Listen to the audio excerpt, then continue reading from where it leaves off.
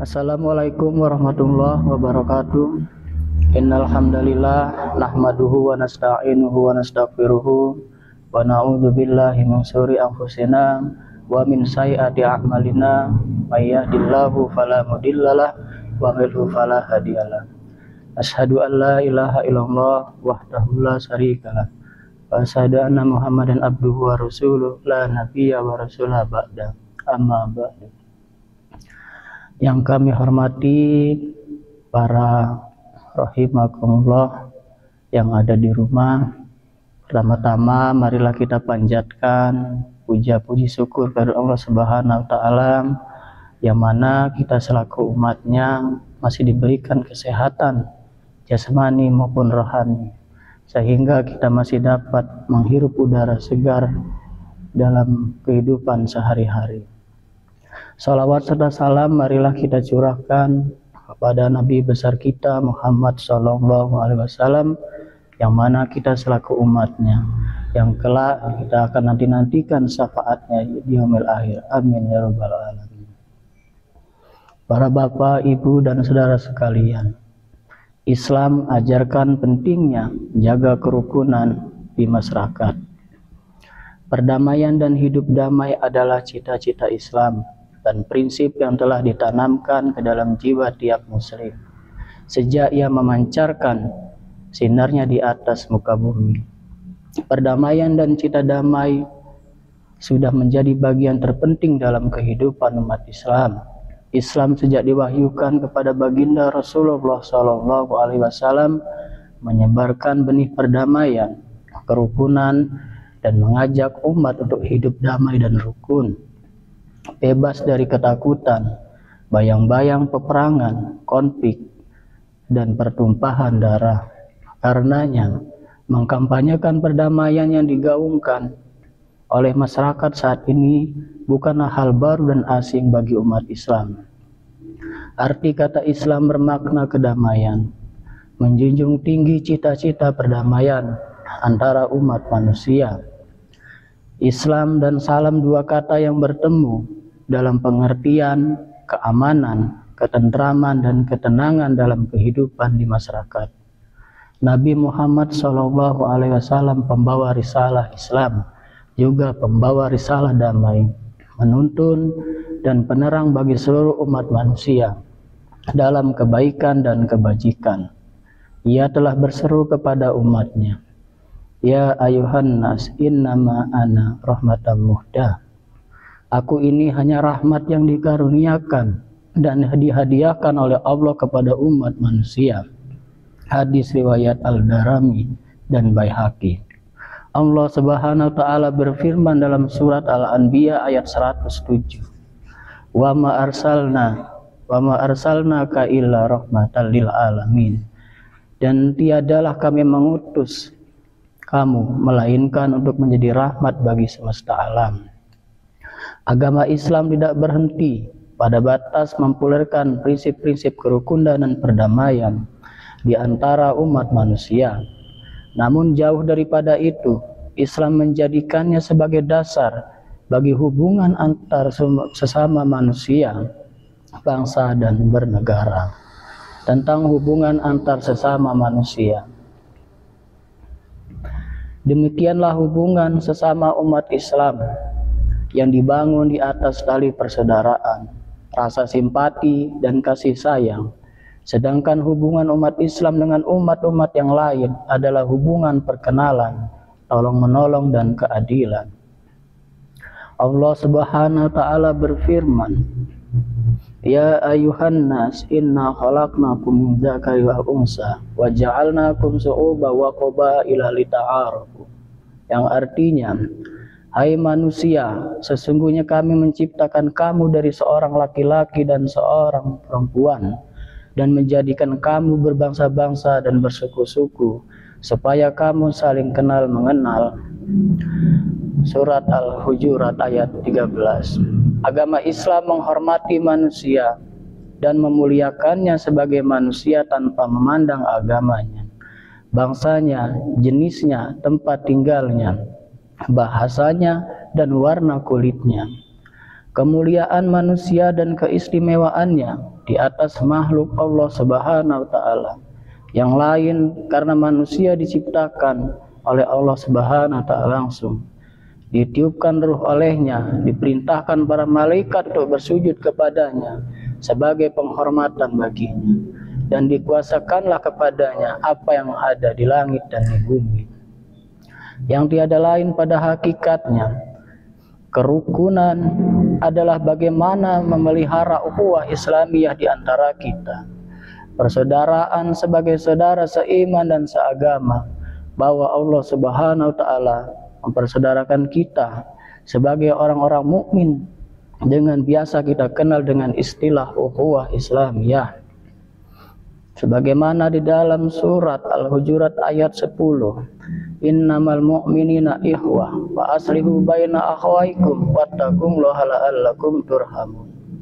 Yang artinya, sesungguhnya orang-orang mukmin itu bersaudara, karena itu damaikanlah kedua saudaramu dan bertakwalah kepada Allah agar kamu dirahmati. Surat Al-Hujurat ayat 10. Dengan firman Allah dalam surat Al-Hujurat ini menegaskan kepada kita bahwa di antara kita yang seiman dan seagama adalah bersaudara. Sebagai orang yang bersaudara, tentunya seharusnya kita berperilaku, bertindak, dan menjaga keharmonisan hubungan antara saudara seiman dan seagama. Dalam kaitan ini Rasulullah SAW dalam salah satu sabdanya menjelaskan kepada kita sewajarnya kita melakukan terhadap saudara kita dan seiman dan seagama.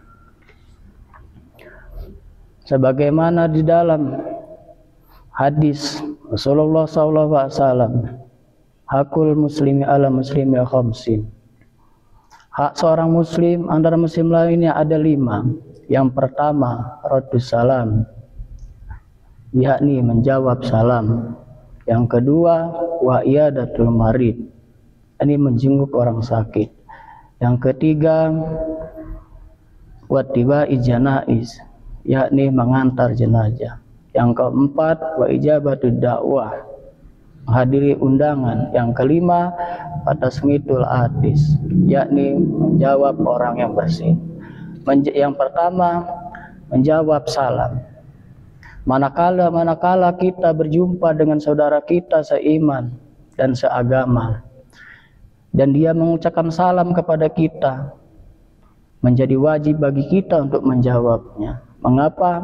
Karena pada hakikatnya salam adalah doa. Sehingga jika orang menyalami kita dan kita menjawab salamnya, maka itu berarti kita saling mendoakan akan keselamatan kita. Yang kedua, menjenguk orang sakit.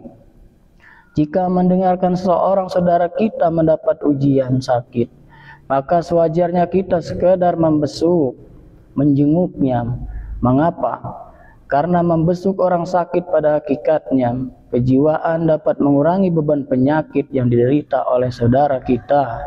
Selebihnya daripada itu, Rasulullah SAW mengajarkan kepada kita bahwa apabila di antara kalian pergi membesuk saudara yang sakit, hendaklah mendoakan.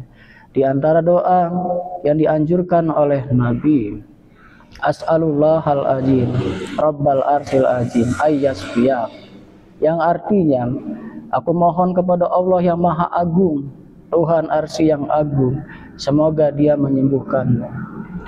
Mengunjungi saudara yang sedang sakit merupakan bentuk perhatian dan kepedulian sesama muslim. Ini menunjukkan rasa kasih sayang dan solidaritas dalam suka dan duka, serta mengingatkan pada pentingnya kesehatan dan bagaimana menjaga hubungan baik. Yang ketiga, mengiringi jenazah atau mengantar jenazah. Melayat dan mengiringi jenazah semasa sesama muslim sampai ke pemakaman adalah bentuk penghormatan terakhir. Selain itu, kegiatan ini juga menjadi pengingat bagi kita tentang kematian dan kehidupan akhirat. Keempat, memenuhi undangan. Menghadiri dan memenuhi undangan, terutama acara walimah, kenduri pernikahan, adalah salah satu hak yang harus ditunaikan.